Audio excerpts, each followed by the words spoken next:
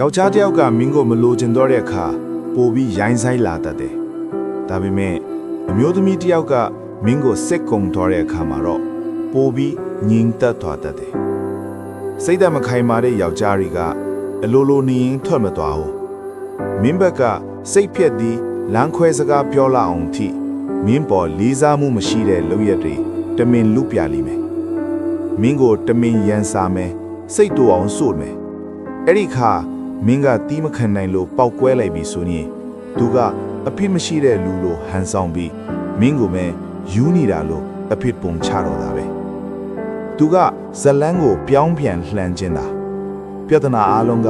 မင်းကြောင့်ဖြစ်ရတာလို့ပုံဖော်ပြီးသူကိုယ်တိုင်မှာအပြစ်မရှိသလိုလက်ပြတန်းခြင်းလိုပဲ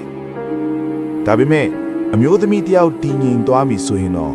သူကလက်တွေ့ဘဝကိုလက်ခံလိုက်ပြီဆိုတာမှတ်ထားလိုက်ပါသူ့မှာပေးစရာအခွင့်အရေးတွေမကြံတော့ဘူးအရင်ကသူအော်ဟစ်စူညံပြီးရန်ဖြစ်ခဲ့တာဟာ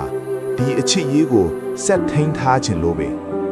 အခုသူမတိတ်ဆိတ်သွားတာကတော့ငါစကားကိုမင်းနားလဲအောင်ထပ်ပြီးအားဆိုင်မနေတော့ဘူးလို့ဆုံးဖြတ်လိုက်တာပဲသူမကတခြားယောက်ျားတစ်ယောက်ရှိနေလို့မင်းကိုထားခဲ့တာမဟုတ်ဘူးသူမရဲ့စိတ်အေးချမ်းမှုနဲ့ကိုတန်ဖိုးထားမှုအတွက်ထွက်သွားတာ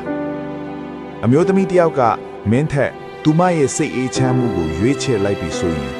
တခုတော့သိထားပါမင်းသူမကိုဆုံးရှုံးလိုက်ရတာ